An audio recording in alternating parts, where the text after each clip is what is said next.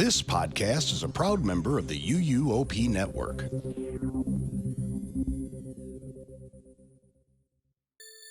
Welcome to Season 4 of Rush of Fear podcast, a year-round Halloween Horror Nights unofficial podcast where we chat all things horror, haunt, and Halloween. Tonight, we're kicking off the season by picking up where we left off with our history lessons, 1999. So now, let the mayhem begin. What a rush of fear.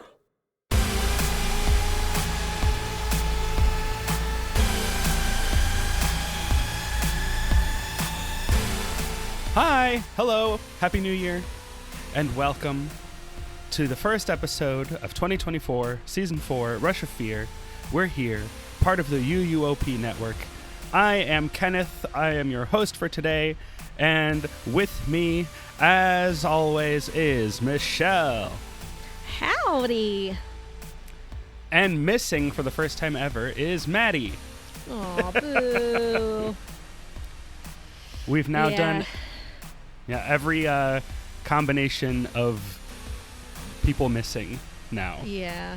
She was on a much-deserved vacation. She went on a lovely cruise with her fiance and her fiance's family, and also in the process of moving to a new apartment, and just, life got in the way this time for her.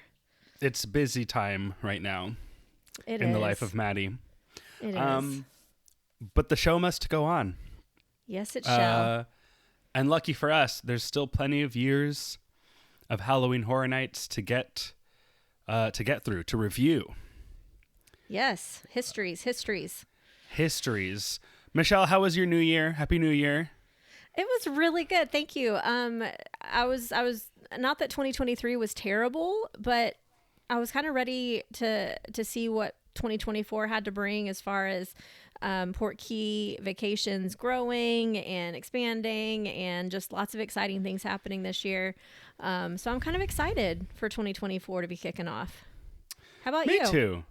Me too. 2023 had some of the lowest lows personally, like in my personal life that I've had, but it also had some of the highest highs in terms of like work stuff and band stuff, and like, things are looking up. So if we can keep this year at like a nice mild right rather than the extremes of the roller coaster that was last year, that would be great.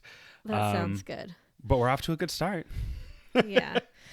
We need a little bit of just a nice, easy dark ride this year. A nice, easy haunted mansion with no like major ups and downs. No Velocicoasters this year, huh? No. Last year was very much Velocicoaster. Yes. Yes. This year, let's keep it E.T. adventure. Oh, E.T. Okay. We're taking it way down there then. Cat in the Hat. Cat in the Hat. Okay. Then? Yeah, that's a little bit better. At least it spins a little bit. High in the Sky Sue's Trolley Train Ride. There's some good views, but we're cruising. Yes. And on track. That's good to go. Yes. Yeah, I think that's good. Yes, I agree. Well, let's jump in to our first history episode of the year. We're starting out with 1999, which is a great year, honestly. Mm-hmm. Do you remember much about 1999, Kenneth? How old were you? I turned 9 that year, 9 years old. What do I remember about 1999? Mulan came out. No, Mulan was 98. 99. Was this a dinosaur? I don't know. I gauge years by what movies came out in that year. Well, just the biggest thing was Y2K. I mean, my goodness, that was all anybody could talk about. Do you remember that at all because you were little? Okay. I remember that. I didn't know what it was. I just thought it meant like, hey, we're going into the year 2000, and that means that like next year it'll be the future. And I was imagining like, we're going to walk through a little portal, and when we come out on the other side, it's going to look like the Jetsons. Just like everything like is flying different cars. Yeah, like this is going to be awesome. And then I was like, oh, this is the same as it was yesterday. To everyone's surprise. Yeah, this is boring. Nothing changed. Now that I know what Y2K was, I think it's very silly that anyone was worried about it. Oh gosh, it's so crazy. But you know what's awesome is we're getting into the years now for Halloween Horror Nights where we do have a lot more information than we had previously, which is kind of cool. Yeah. So lots more pictures available for the searching on the interwebs. Lots more videos, like walkthrough videos. We can find that now too sparingly. Oh. Yeah, so we're getting into the years where we have a little bit more information. So I'm kind of excited about this episode.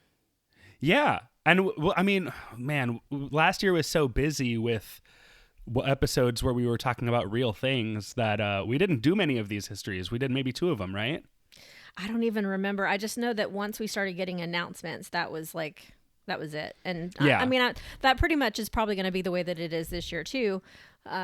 We just have no idea when to expect those announcements. So for now, we got the histories. Yeah, well, that's one thing is like we know that Universal likes to focus their marketing pushes on one thing at a time. Mm-hmm. And you know, there's a big theme park that's about to open next year. Oh, really? I had no idea. Yeah, they started building one. And they're going to start having to get the word out about that, you know, because it's about a year and a half Yes. away. So I think our announcement season, I don't know anything, but just guessing, it might be shorter than it normally is because I think the attention might be focused on Epic elsewhere. Universe. Yeah, you could be right. I hope you're not right. Because I don't like waiting until the last minute to get announcements, but Yeah. it makes sense that could be possible. Sweet. All right, well, let's jump in. Let's jump into 1999. So changes were afoot at Universal Studios Florida. The resort was expanding to include huge nightlife and dining complex, and they were planning on all that being modeled after City Walk and Studios Hollywood. They were also opening their first hotel, which happened to be Portofino Bay, one of my faves. Oh, yeah. Yeah, and they were also about to add an entirely new theme park, which was Islands of Adventure. How appropriate that we're talking about a new park opening, right? Right. And we're talking about the year that the last new park opened. That's funny. Yes. This is great. Yeah. So, yeah, Islands opened in spring of 1999. So, Halloween Horror Nights 9 would in a way be the end of the golden age of the event as they made the mummy the icon with the tagline of the last gasp. And a second quote unquote icon was Imhotep, featured in advertisements, a house, and the parade. I find it interesting that they would call this the golden age, where I would think that this is a more formative era and the actual golden age would start the following year. Right. I kind of thought that too. Yeah, the event would continue to be held in Universal Studios Florida over 19 nights from October 1st until October 31st, 7 p.m. to midnight on non-peak nights, and then staying open until 2 a.m. on peak nights. And a single night ticket would set you back dun, da, da, da, $42 plus tax. Oh my gosh. That's dinner. That's dinner nowadays. Sheesh, isn't that crazy? Yeah.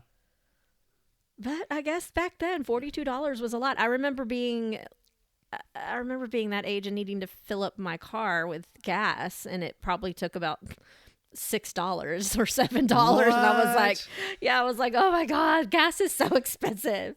You know what would be interesting if whenever we look at these, I kind of want to look at this now. I want to compare like what was the price of a movie ticket in 1999? Because that I think is a good frame of reference, right? Because right now movie tickets are like $12 to $15, I think, depending on like the format of the screen and whatever. Okay, I'm looking right now. 1999. Average ticket price was $5. Okay, so that might be comparable to like a $15 ticket for a movie compared to how much is a single day Horror Nights ticket now? Like $130? It depends on the date, but I believe they probably start around 90 and go on up. Yeah, maybe like 70, 80 on like those cheapest nights. if you have like an AP or something, some kind of discount. Yeah. Yeah, the Florida resident discounts. That's the only time I see like the regular price is when I'm at like Publix and they have those Florida resident tickets at Publix. Yeah. And yeah, it's always like starting at like $79.99. Yeah. Yeah. And I never get those tickets obviously because I get, I have a pass. But Right. Yep. yeah. So that's not bad. But I'm sure back then it was a little bit of a pinch, but still. Right. Yeah. All right, let's take a look through that year's houses. Kenneth, you want to start us off? I would love to. Okay, so first up is Doomsday. In the year 1999, the year that Prince was singing about, the Y2K scare was going around. This theory stated that once the year hit 2000, all electronics in the world would fall and doomsday would occur. Would fail. Fail. Yes. Thank you. All electronics in the world would fail and doomsday would occur. As all of the nukes would be fired and all of the airplanes would fall out of the sky. It seems so silly now, but living in it was like a real fear. Yeah. Our computers are going to get so confused. Right? Oh my God. In a world where AI is as powerful as it is, it's just very funny to be like, the computers aren't going to handle the 99 going to 00. They're all going to just freak out.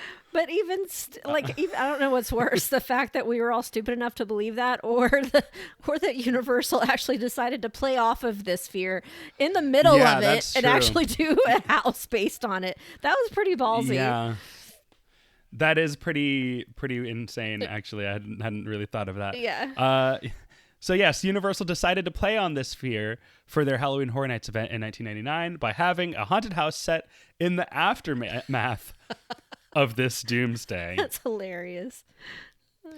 Wow. The house would be featured, would be one of the two houses featured in the large extended queue for the earthquake attraction that year.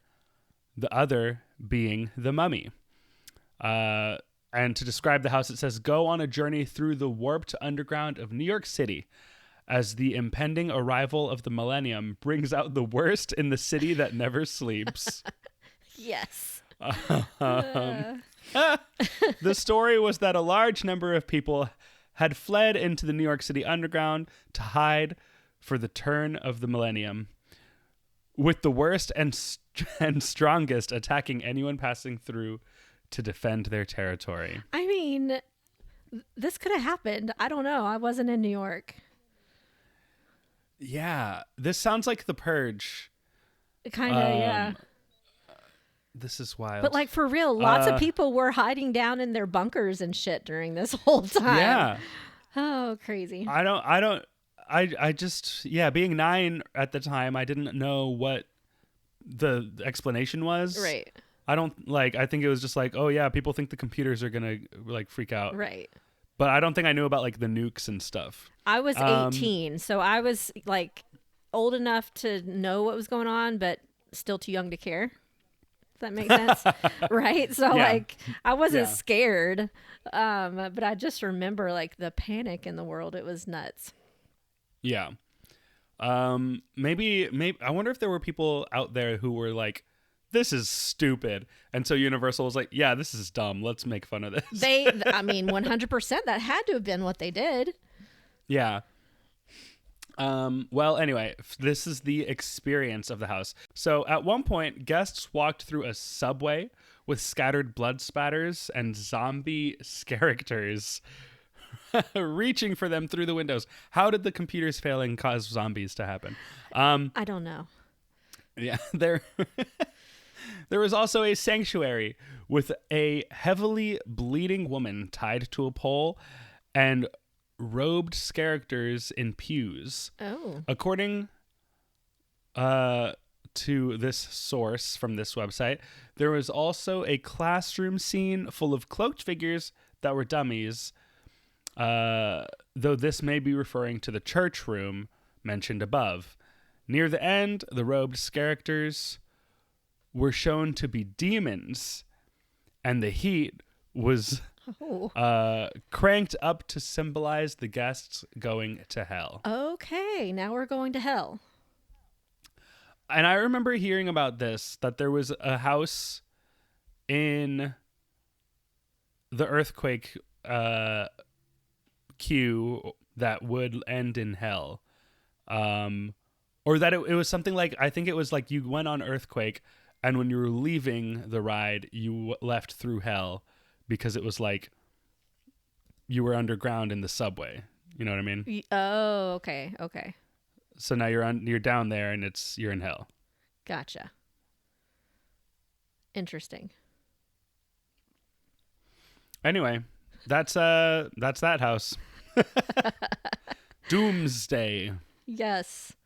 Let's see what this trivia says. Oh yeah, there's a trivia. Go ahead. Oh, interesting. Okay, the Dark Torment House during Halloween Horror Nights 10 began with the last scene of this house in which guests entered their graves. Oh. That and the fact that both houses contained the same hooded demon's characters could justify the point that Dark Torment was a sequel to this house. Okay. That's a cool idea. I like Yeah. that. I like that idea of like continuing a story from the previous year. And starting it with the same scene that ended the previous one. That's very cool. We should do a whole episode on houses we would like sequels to. Yeah. Yeah. That would be cool. Yeah. All right. So the next house was The Mummy. In 1999, a semi-remake of The Mummy came out in theaters. The movie proved to be a success, and so Universal decided to build a haunted house based off of the film during HHN 9. The house would be one of 2 haunted houses located in the extended queue of the earthquake attraction. The description says, navigate the depths of a mysterious Egyptian tomb and face ancient priests who want to make you a permanent resident. Very cool. Fun. Yeah. So it looks like a couple of the settings were the mummy embalming room and the mummy's tomb. Yes.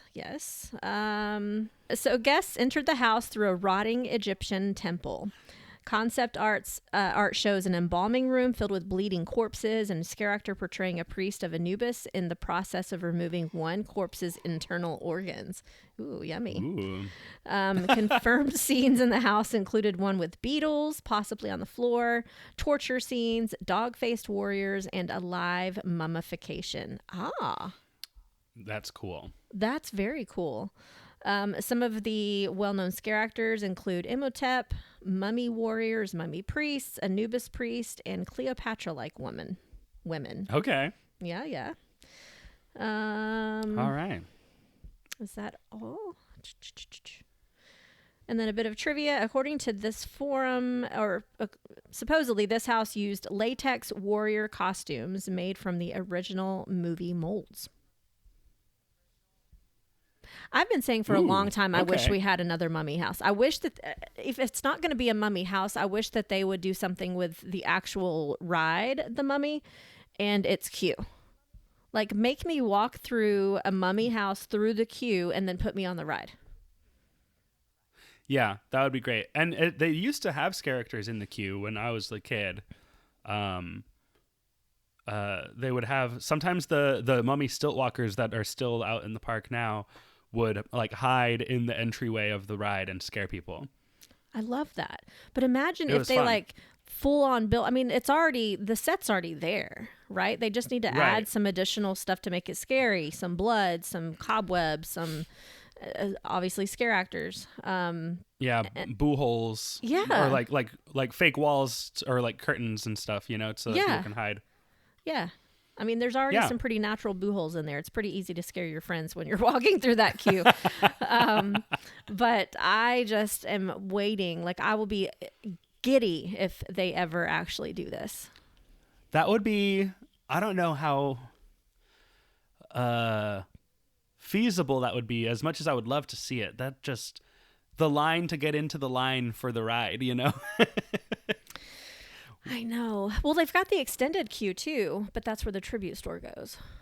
Yeah. So I was going to say maybe they could make the extended queue the haunted house portion. Oh, true. Yeah, yeah. I don't know. Or no, I feel like the queue would go in the themed parts of the queue that are already there, and then you would have to use the extended queue as the normal queue. Okay. And Or just don't have a normal. Just don't have a normal queue at all. Just let daytime guests know that it's an upgraded experience this year for Halloween Horror Nights. Experience the scary mummy version. Yeah. I would love it. Yeah, that would be very cool. And these movies are fun. These are not movies I've seen a lot. The Mummy 1999 Brendan Fraser Mummy trilogy. I've seen the first one maybe like 2 or 3 times, the second one once, and I never saw the third one. But they're a good time. Like it feels like if Indiana Jones decided to go a little bit further into like the scary elements of it, like this is what you get. Yeah. And that's great. I love that. I do too. And I love the whole just mummy idea. Like when we had the Universal Monsters Mummy House a couple of years ago, loved it. I loved that whole section. Yeah. The Legends Collide. Yes, I loved. It was very mummy heavy in the setting. Yes. Yep. Yeah. Awesome. All right. Well, this next house is called Insanity. It was located at Soundstage 22. And it was one of 2 houses located in that soundstage, as well as Psycho, through the mind of Norman Bates. This house would share the theme of insanity with the Psycho house and would even be set in the same asylum. Oh. This could also be considered a precursor to the popular Psychoscarapy haunted houses that started in 2003, as it shares the same storyline of asylum inmates taking over. Love it. Revenge-crazed inmates are running the asylum. Only the insane dare enter the grim and dank wards of the fairy tale. No, what is it? Fairvale. Fairvale. There's no Y there. It's just Fairvale. I see. Fairvale. Yeah. The grim and dank wards of the Fairvale Sanitarium, where some of the world's most disturbed madmen reside. I feel like this kind of house isn't really a thing that they can do anymore, just for the sake of like sensitivity to mental health, stuff. I know, which kind of makes me sad because my very first year at HHN, I'm so bad with the first few years of HHN that I went to because, again, eyes closed. But the New York Scare Zone there, what was that? What year were you there? What was it? The 25th anniversary. New York was... The insane people. Oh, Psychoscarapy. There was like the Halloween block party. Yeah. So I love that whole idea of insane people running around with their gowns and their crazy faces and doing crazy things. It's fun. Like I had so much fun in the Psychoscarapy houses that I saw and like the Scare Zone. I think it's an idea that still works, but just in the in the days that we are in. Yes, where you're not trying to say how sensitive people are. You're not trying to point fingers and say people in these kinds of facilities are violent, dangerous people. It's a bad look. It is to say that, you know? Unless somehow you make it obvious that you're going back to the days where they were really, really bad places. Yeah, that's true. I think the places were bad, not the people in them. You know what I mean? Yeah. And then that would kind of drive the people to behave worse. Right. I don't know anything about this area of history, so let's stop talking about it. Okay. But this house took place in the Fairvale Sanitarium, which means that it could have possibly tied into the Psycho franchise as well. Okay, so I don't know. I've seen Psycho, but I don't remember if Fair Vale is from that. So if it is, that's pretty cool. It must be. I have not watched Psycho. I need to. Oh wow, it's very good. That's a classic movie that you go back and watch it and you understand why it became such a classic. It makes sense. Yeah. It's very good. The house was designed to make guests understand how it felt to be insane. Okay, Oh, that's cool. a little messed up. That's very, very funny. According to one account, guests were taken through what may have been this house. What? Wait. What may have been this house in groups of 15 or 20. Okay. According to one account, guests may have been taken through this house in groups of 15 or 20 instead of the usual constant line. In the first room, guests would enter the sparsely decorated reception for the Fairvale Sanitarium, consisting of a receptionist sitting by the computer at her desk next to a filing cabinet and a notice board. The line for the Psycho House would also go through this room, though that house would leave this room through a different exit. That's very cool. Going into the next room, labeled the door, the doors were shut and the lights were turned off, leaving the guests in pitch blackness. Ooh. A wolf or dog started to growl in the background, and a round, fuzzy thing was run along and around the guests' legs. Oh, what? Oh, my God. Oh, man. After a short while, the doors opened again. Reportedly, the effect was rarely done again as it held up the line for too long. Darn it. But that's hilarious. They were doing a Honey, I Shrunk the Audience type tricks. Yes. I would freak out. I would freak out. That's pretty crazy. Like being shut into pitch black darkness and something rubbing against your leg. Like, oh, no. Yeah, while you hear a dog growling. Oh, my God. That's very, very funny that they did that. They did that sort of thing in the what's it called? The repository, the upcharge thing that included VR.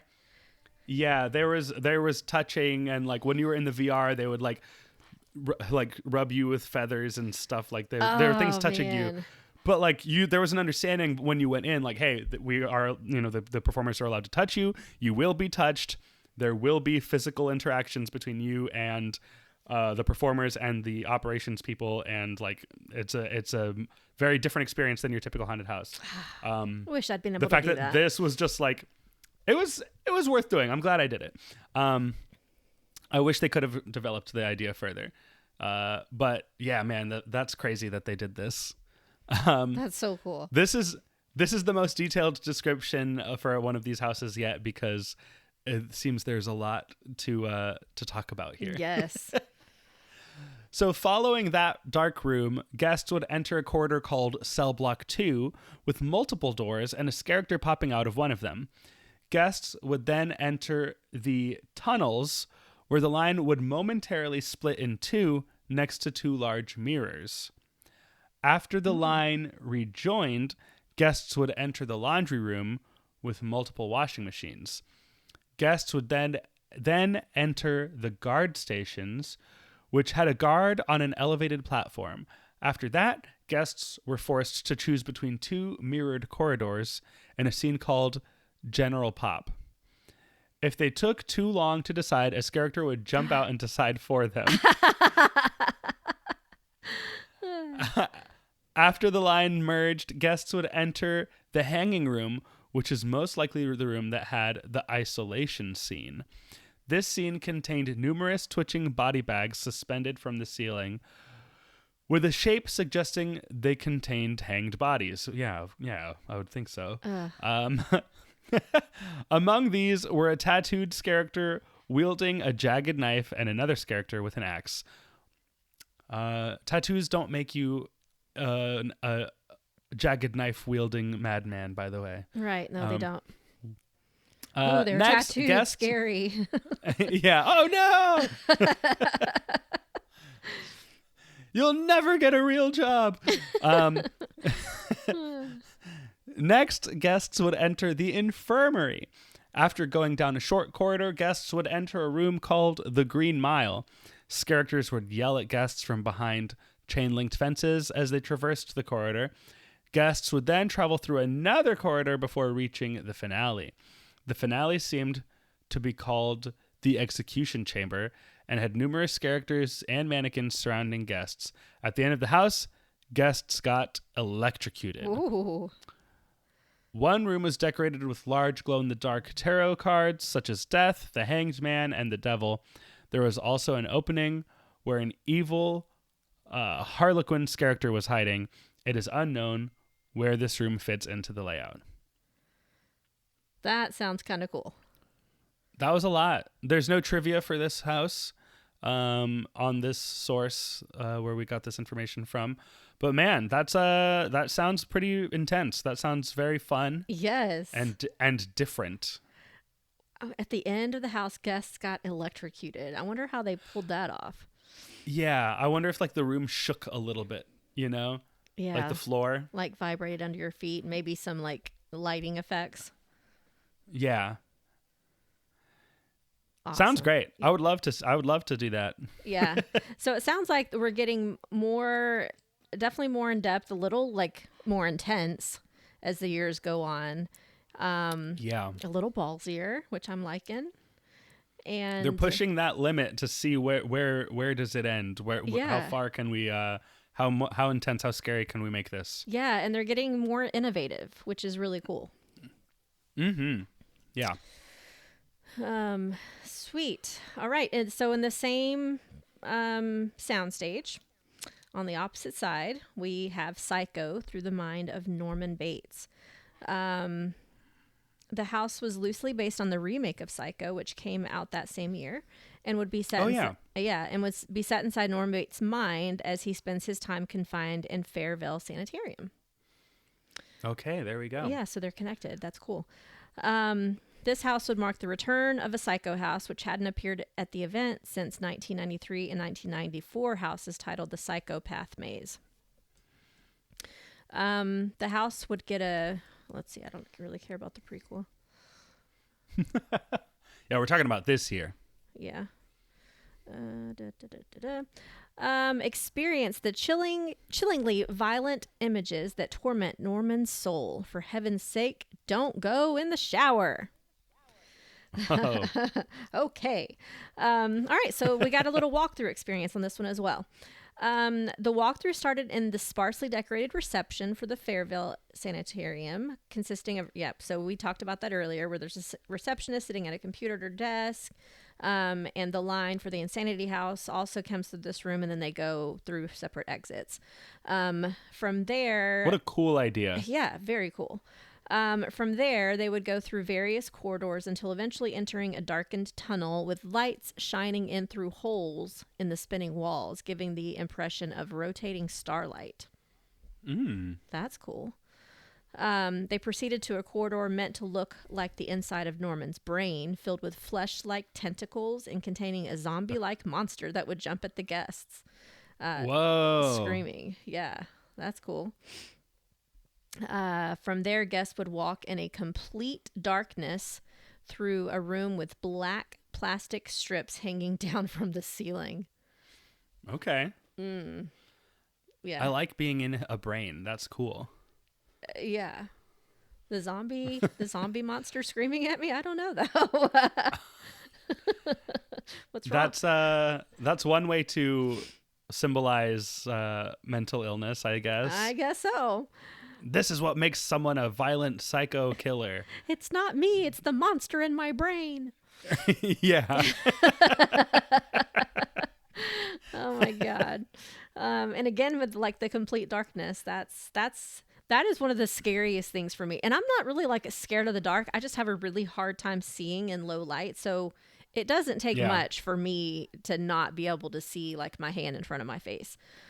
Yeah. And it's a matter of just like, if it's dark, being scared of the dark and being in darkness in a haunted house are two different things, you know? Totally. Like where you don't know, for me, it's disorienting. Like I just don't know where I'm supposed to go. And I'm afraid I'm going to run into something I'm not supposed to. Right. So that freaks me out. But then they got the strips hanging down from the ceiling too to freak you out. Ugh, Yeah. that would get me. I would definitely have been falling to the floor for sure. The next room, known as Sharp Memories in the concept art, was filled with many oversized spinning and reflective knives, or quote-unquote mirrors, hanging down from the ceiling. The knives reflected strobe lights in different directions. Behind one of these, a man in a full black bodysuit with a knife, possibly Norman himself, would appear to scare the guests, giving the impression of a black knife-wielding silhouette blocking the light. So, lots of knives hanging from the ceiling. Yeah.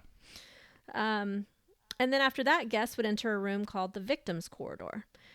The next room after that was called Mother's Closet, with long racks covered in copies of Norman's mother's dress, with rocking chairs and more dresses floating in the air. Zombified versions of Norman's mother emerged from among the dresses to threaten the guests with knives. Beyond that was a room featuring around 2,000 illuminated eyeballs staring at the guests with the same type of bodysuit wearing scare actor as in Sharp Memories, this time covered in eyeballs. Wow. That's kind of crazy. Yeah. After going through the carnage room, guests would enter a corridor with a shower curtain obscuring the knife-wielding Norman on one side and a waterfall on the other. The Norma zombies returned in this room, jumping out with knives from behind the waterfall. That's kind of cool. That's very cool. The final room was foggy and filled with large blood-soaked shower curtains with Marion Crane's corpse on the floor. This room contained a mix of all kinds of scare actors previously seen in the house, jumping out from behind hidden walls and shower curtains. Fun times. Yeah. There was also reportedly a bungee scare in this house in which a scare actor would attack guests from above only to get pulled back by a bungee cord and disappear. I love this. I would have loved this house for sure. I would love to see another Psycho house, as like we've seen Halloween get brought back and Texas Chainsaw Massacre get brought back. I want to see Psycho again. Yeah, it's been a long time. And not the 1999 remake. Michelle, if you are gonna go back and watch Psycho, watch the original. Not the remake. Okay. Yeah. The remake makes a few small changes. It's mostly a shot-for-shot remake, but they make a few changes to turn some subtext into text, which is not necessary and I think makes the movie kind of dumb. Gotcha. But yeah, Psycho, it's a classic for a reason. Yeah. Well, I'll put it on my weekend to-do list. You know a fun trivia fact about Psycho? The movie, not the house. What? Before Psycho, movie theaters would not post movie start times. Like you just buy a ticket to the theater and you'd go and sit down and whatever was playing, you would catch. And so like there was just like a loop of stuff going on. Oh. And Alfred Hitchcock, when Psycho came out, he told theaters that no one would be allowed to enter the theater after the movie had started. And people were like, well, how will people know when the movie started? Like, usually people just walk in and whatever's on is on. And he said, like, okay, well, you'll have to post times when the movie starts so that people can be there on time. Because if they don't see the beginning, they can't see the movie. Such a genius concept. Yeah. So Alfred Hitchcock invented movie showtimes. So That's Fandango funny. can thank him. Yeah. That's great. I like that. Well, I got a little bit of trivia about the house now. Okay. Yeah, so this was the first time that we know that the revolving tunnel was used in a haunted house. Yeah, it's later used in some other houses like Anxiety in 3D during Halloween Horror Nights 10. But this was... Didn't Beetlejuice have it too? I don't know. Apparently not. I think Beetlejuice might not have been like the same effect, but I think it did have a rotating tunnel. Oh. And Chance's house in 26 also had it for sure. Oh yeah, Chances did for sure. Yeah. Awesome. Oh yeah, yep, you're right. Sweet. So those Yeah. two houses, like so far, this would have been a banging year for me. Like Oh yeah. I really like those two Psycho houses for sure. I think those both sounded very outside the box of what they had normally been doing. Mm-hmm. They definitely tried to raise the bar. Yep. All right. Now we're going on to Universal's creature features in 3D. This is located in the New York area of the park, in the Nazerman's location, which it's hard to know now looking at the park and where Nazerman's is to understand like where this house was, you know, but that's where it was. Back in 1993, Universal built structures and alleys behind these facades specifically for holding haunted houses, and this would also be the fifth haunted house based on Universal's classic monsters. So again, why do we not use these structures anymore? Well, I think one, Starbucks is there now, and they probably now filled those with storage and like food prep areas for like the Auntie Anne's and the film vault and the Starbucks and the Haagen-Dazs that are all in those areas right there. Yeah, that's unfortunate because they were literally built for haunted houses, and that I think those areas would be perfect haunted houses, other than the fact that we have insanely huge crowds now, and I don't know where they put the lines, but yeah, and that's the thing. Like, I think it must have been the last house that used Nazerman's in 2007, I think it was. The Vampire Club Vampire. It was like a vampire nightclub. awesome. House that went through it went through those alleyways. And like thinking back, I have no idea where that was. But I know that we went through Sting Alley as part of the house, and I don't know where the rest of it was. So it's very interesting. Yeah, cool. But yes, this is Creature Feature in 3D. Universal decided to add a unique twist to this house.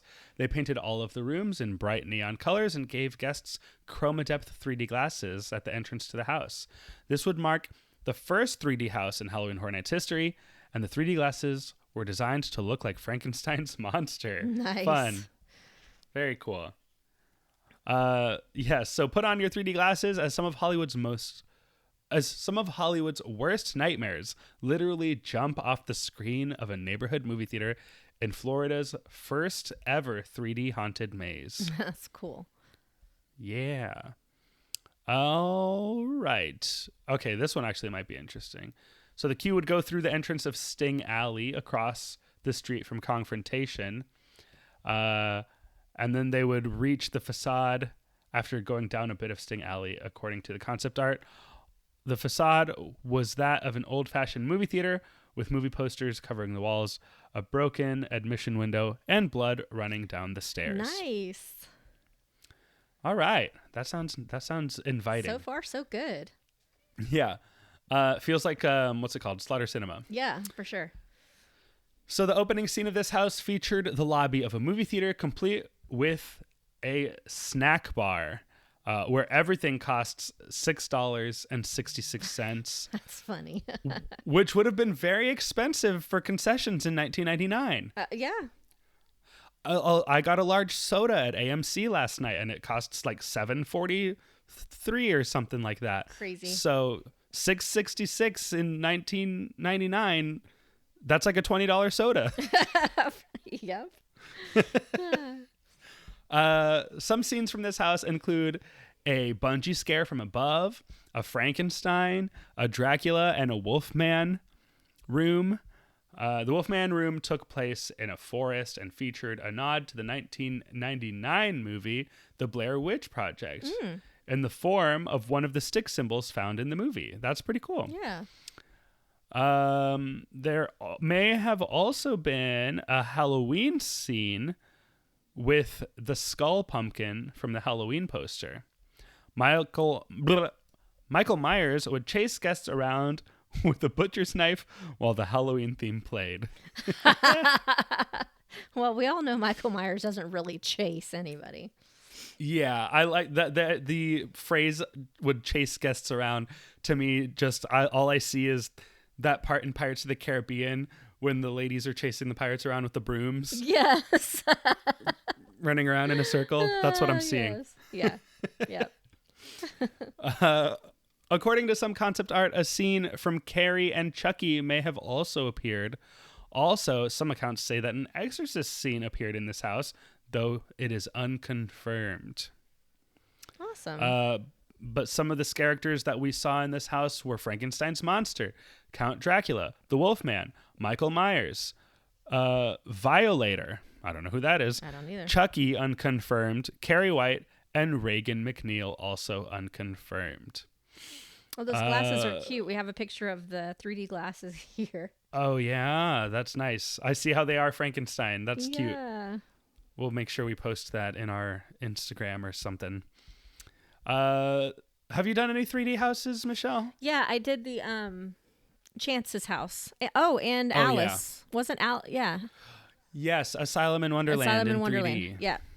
I had a really hard time keeping my glasses on. I think Asylum in Wonderland might have been the first time I actually did keep my glasses on in a 3D house. Because I think up to that point, I was like, look, I'm already going through a haunted house. I don't need an added layer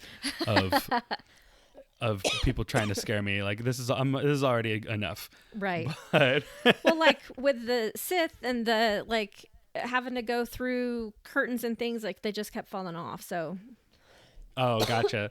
it didn't translate well, but Sure. I like the idea of it. Yeah, I think it can be used really well. The Asylum in particular, I remember walking into certain rooms and just being like, whoa, this is really like adding to the experience of like the disorientation. There was a room that had like Christmas lights all over the place, and those were being affected by the glasses. It was very cool. Some trivia for this house. This was the first ever 3D haunted house that appeared during HHN. Rather than more common anaglyph or polarized forms of 3D, this house and all other Halloween Horror Nights 3D houses used chroma depth. And I've heard that explained, which is where the glasses basically react to certain colors. So it's like red, green, yellow, blue. And they will always like pull certain colors forward and push other colors back. Oh, okay. So it creates that depth. So you have to, what colors go where is very important to like the desired effect of the glasses. It's a really interesting technology. I don't really know how it works. All I know is what it does. That's cool. Yeah. Universal also coded other areas of the event, including the Festival of the Dead parade with special neon paint in case any guests decided to wear their 3D glasses elsewhere in the park. That's fun and smart. Yeah, for sure. Yeah, and this was already mentioned. The 3D glasses resembled Frankenstein's monster with stitching, complete with stitching. So cute. That's fun. Yeah. Oh, is that all the houses? That was all the houses. Five Wow. houses. Okay. Man, stacked lineup. Yeah, I think they all sound really fun. Yeah. I would have loved this year. I mean, if I had gone to this year, I would have been terrified and traumatized, but if I could go now, this would be great. Yeah, bring it on for sure. I would have loved it. This year seems a lot more up my alley for sure than previous years where we were just like, okay. But this one sounds cool. Yeah, it feels like this year Universal was starting to tap into the fact that they have connections in the movie world more than they did in other years before this. Yeah, that's true. Like in the past, it would be maybe one or two things tied into like their own movies, but this time they went with Psycho, they did Mummy, they had their mashup of classic monsters and famous movie characters. Like, yeah, and I always say that, like, the thing that sets Halloween Horror Nights apart from any other haunt in the world, aside from the money and the creativity of the teams that put it together, is their access to top tier franchises and IPs. Right. You know, Busch Gardens will never be able to do that. But Universal, that's where you go to ride the movies and walk through haunted houses of the movies. Yeah. So, yeah, now that you mention it, this year is really IP heavy. Yeah. I mean, they're not like walkthroughs of the actual movie, but they're based on IPs in one way or another, except for Doomsday. All of the other ones are kind of, even like the Psycho. Let's see. We got The Mummy. We've got, where's the next one? Insanity. So, I mean, I guess that one's an original, but it's also tied in to the Norman Bates side. So, yeah, that's a good point. Interesting. Very interesting. Yeah. Okay, now I gotta scroll back down and find where I was.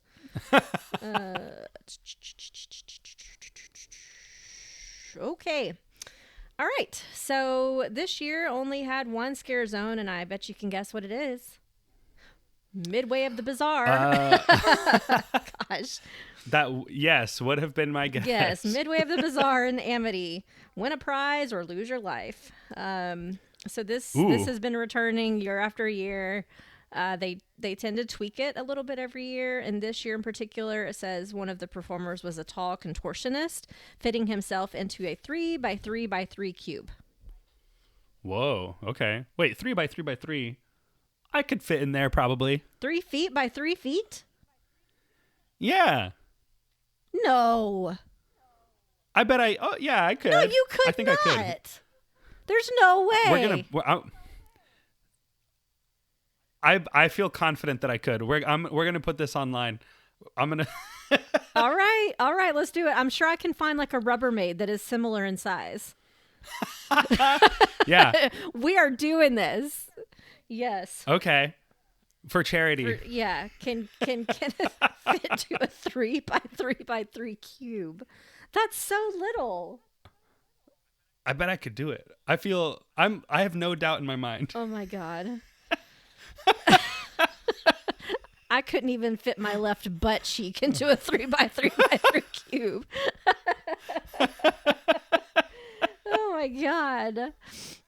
Goodness. Oh, and he remained in there for some time. So you got to do that too. You can't just like hop in and hop back out. You got to remain. Sure. Yeah, he was watching movies in there. Yeah, something. Oh my God. Quite cozy. There was also a carnival game where the goal was to throw an alien embryo to knock over milk bottles. Oh my gosh. Wow. Who came up with this? They're really just throwing everything at the wall. Yes. Okay. Including alien So embryos. let's do the milk seeing bottle what throw sticks. game, but instead of balls, let's use alien embryos. Like, oh my God, that's hilarious. Yeah. I wonder if that was in the zeitgeist that year, like aliens. Was that part of Y2K? Was like, you know how everybody's talking about aliens? Let's throw them. Let's throw them. Oh my God. So if we have anybody listening to this episode who hasn't listened to the previous history episodes, Midway of the Bazaar is like literally just a roaming freak show. Like not even roaming. Yeah, it's just, basically a freak show. It's basically sideshows and freak shows and just all kinds of crazy things. Yep. Yeah. And they obviously haven't like jumped onto the scare zone bandwagon quite yet either, because it's still like the only scare zone. Yeah, I think maybe they were focused more on haunted houses and creating new ones every year, and I think the idea of scare zones was still not something they were trying to come up with yet, I guess. You know, they were just like, it doesn't matter what's out in the streets. People are here for the haunted houses. Yeah, and they probably still had a smaller budget than we're used to, so. Yeah, that's true too. I think Maddie has FOMO. She's texting us. Oh, really? Yeah, she. Oh, yeah, Hope here we y'all go. are having fun. I miss you. Oh. Let me see, Maddie, do you have anything to say to the nice listeners? I can't wait to hear what the Bill and Ted sounds like this year. I haven't read it yet. Oh, yeah. Well, let me tell you about it. All right. So once again, the events shows were headlined by Bill and Ted's Excellent Halloween Adventure in the Wild West Theater. Bill and Ted are back in an all-new time-traveling adventure. Yeah, so I'm sure this is going to be all kinds of crazy. Wait, is there? Okay, yes, there is a good description of the actual show. Mm-hmm. So, party on as these two most excellent time-traveling dudes, Bill and Ted, are back in an all-new adventure. And you know what? There's a list of characters here, but I'm not going to read that because I'd rather them come up through the show plot description. So, without further ado. Oh, here we are. We are in 1999. The show starts with Michelle and Jim from American Pie wandering on stage and going behind one of the buildings to have sex. Oh my God. Frankie. Oh Yep. You know what's funny is when I was trying to think of what movies came out in 1999, I was going to say American Pie after we had started talking about other things. I was like, oh yeah, American Pie. Anyway, Frankie Goes to Hollywood plays and the lights dim. An announcement says the show will have scantily clad women, foul language, and pyrotechnics. We Will Rock You starts to play, but it is soon cut off by an announcement saying that Bill and Ted went missing, but will return. A flashlight appears being held by Heather from the Blair Witch Project. She talks about how everything is her fault, and she is interrupted by Michelle screaming, "What's my name, bitch?" behind the door.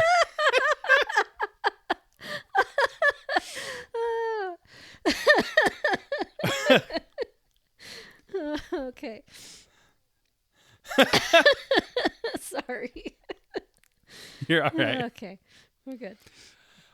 She gets scared and runs off. The original Wild Wild West theme plays, and Will Smith comes out with a female dance crew. The phone booth appears, and Dr. Evil steps out. Dr. Evil, of course, was the recurring villain of these shows for some reason. Although this might be his first appearance, because the first Austin Powers, when did that come out? 97, 98? Mm-hmm. I'm not sure. But anyway, Dr. Evil steps out, who reveals that he is going to make bad animated films to take over the world. Will Smith threatens him, and Mini-Me comes out and threatens him with a laser pistol. Then the Imperial March starts playing as a cloaked, heavy-breathing person comes out of the phone booth, who is revealed to be Michael Jackson. Oh, God. He does a rendition of Smooth Criminal. The barn doors open, and Bill and Ted come out with Austin Powers. They warn about this year's bad movies, which are Wild Wild Waste, Eyes Bored Shut, Star Wars The Phantom Suckfest, and the Blair Bitch Project. This is great. Other good guys come out in the form of Felicity Shagwell and the Spleen. I don't know who they are. Mr. Furious, the Bowler, and the Shoveler from Mystery Men. Okay. The villains try to escape, but Will Smith grabs Mini-Me and tosses him to Ted, who tosses him to Mr. Furious, who tosses him to the Shoveler, who tosses him backstage. Nice. Mini-Me stands up and says, "Up yours," and leaves. That's hilarious. Maddie says, "I hope everyone had a great holidays and New Year's. Can't wait to listen to this episode. Sorry I couldn't make it. A 10-day vacation and a big apartment move aligned just right where I had no way to record this month, sadly. Hugs and kisses." Aww. All right, back to the show. The Spleen grabs the laser that Mini-Me dropped and accidentally disintegrates Bill and Ted. Oh no. Mr. Furious grabs the phone booth collar, and the Shoveler grabs it and calls the booth back. Dr. Evil comes out along with Marilyn Manson and Jar Jar Binks. A short Darth Maul called Mini Maul. And a scantily clad Darth Maul named Strip Maul appear on stage. Strip Maul reveals herself to be a vampire, and Buffy comes out and fights her. I loved Buffy. Will Smith fights Michael Jackson, and they have a dance-off. Michael Jackson dances to Black or White, and Will Smith dances to Getting Jiggy with It. Michael Jackson appears to be winning, so Will Smith slaps him, and Michael Jackson runs off stage crying. Who knew how foreshadowing yes. that Oh ended my up God. That's great. Wow. Anyway, Dr. Evil grabs the call home phone and activates a time portal. Why is it called the call home phone all of a sudden? The theme from Fat Albert plays, and Fat Bastard comes out on stage. He and the Spleen fight. The Spleen does the silent but deadly, and Fat Bastard falls down the well. Mini Mall closes in on the Mini Men. Who are the Mini Men? I don't know. And Mace Windu comes out of the time portal and says, "I'm gonna get medieval on your ass." Cool. I need to put that in my daily vernacular. They're Pulp Fiction right there. Gonna get medieval on your ass. Okay. Yeah. They fight, and Mace Windu makes Mini Mall fall down the trap door. Then Jerry Springer appears in the audience and gives a eulogy to Bill and Ted. The phone booth appears with Yoda and Bill and Ted, who say, "Strike us down and we'll return more excellent than you will ever imagine." Dr. Evil tells Bill, "I'm your friggin' daddy."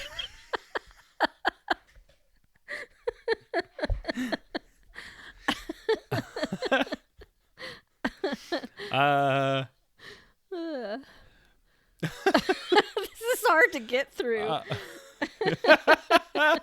We're almost done.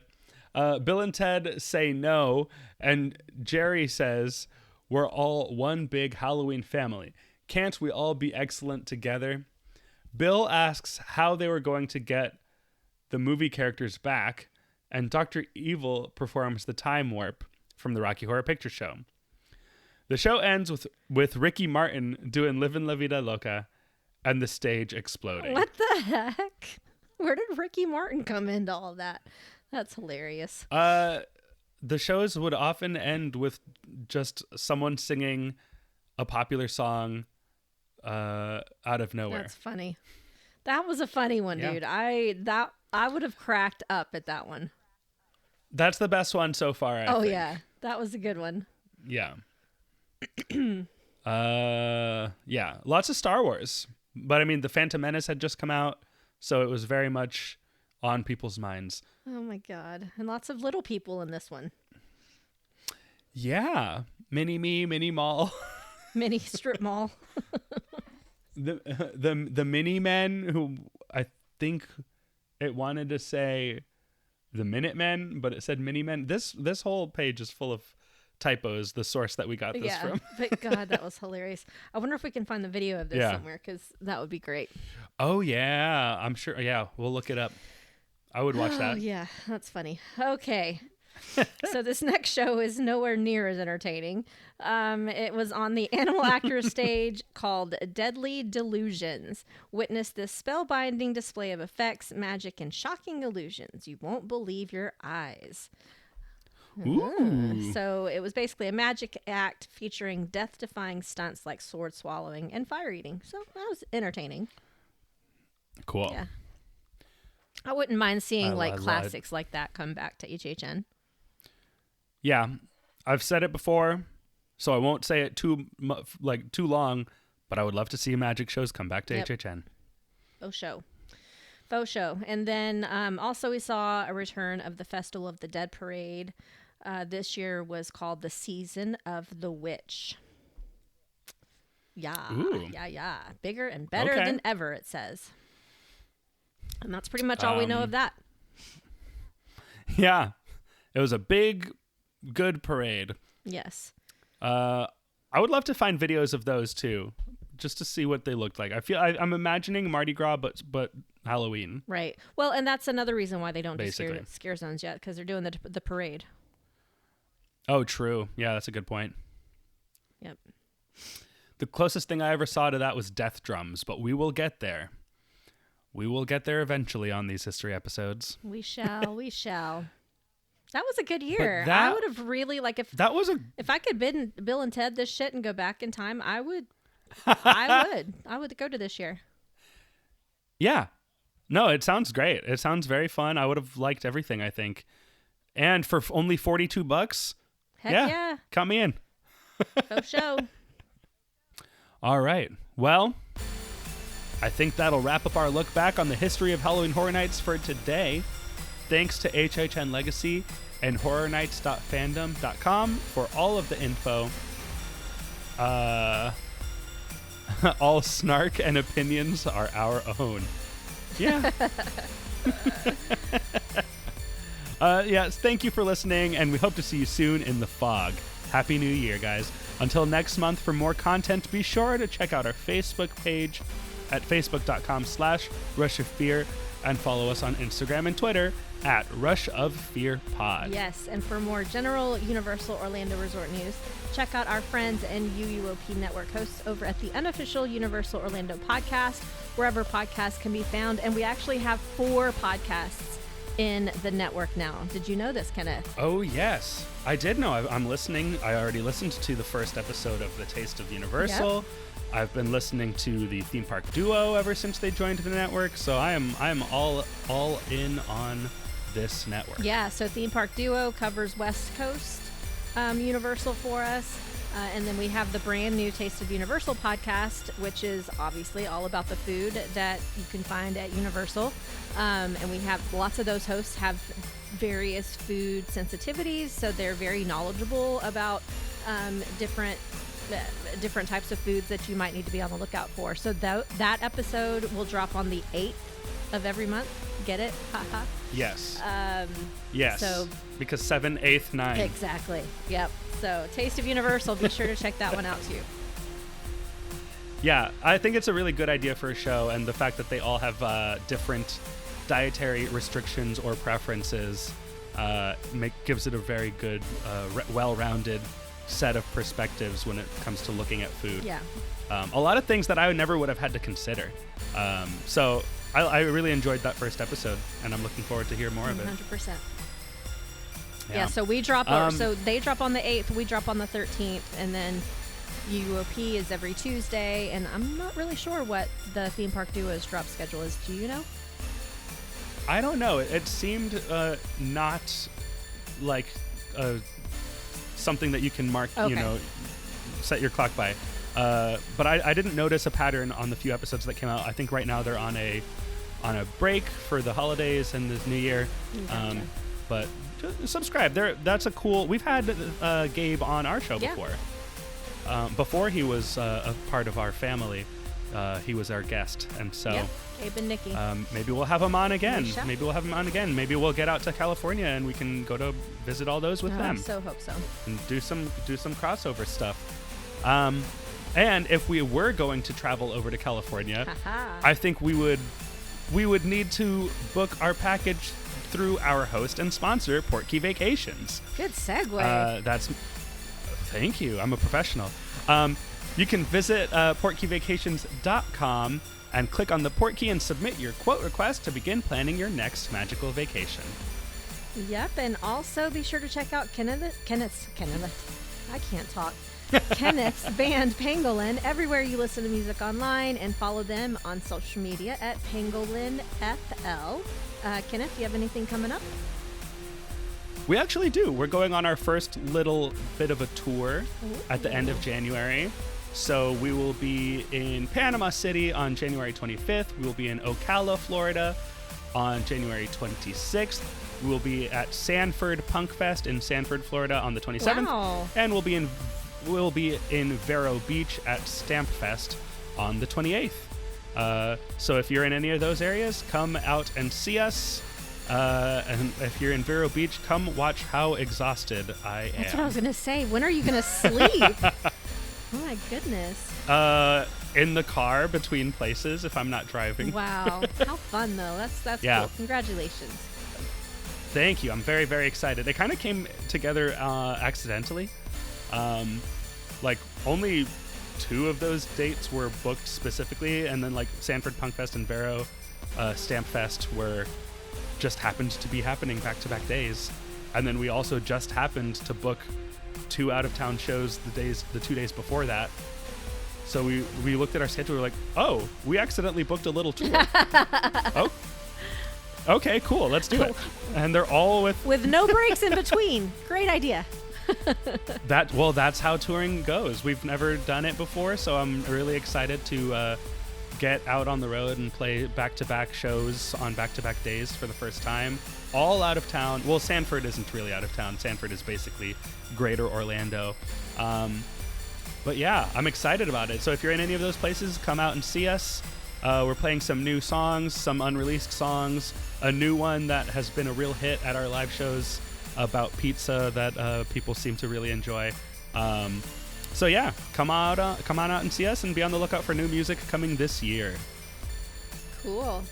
Yeah, and if you could please leave us a spooky rating and review on whatever podcast platform you're using, it would really help us out, and we'd love to hear from you. Yes, yes, yes. Well, thanks for listening, everyone. The podcast has come to an end. Now get out.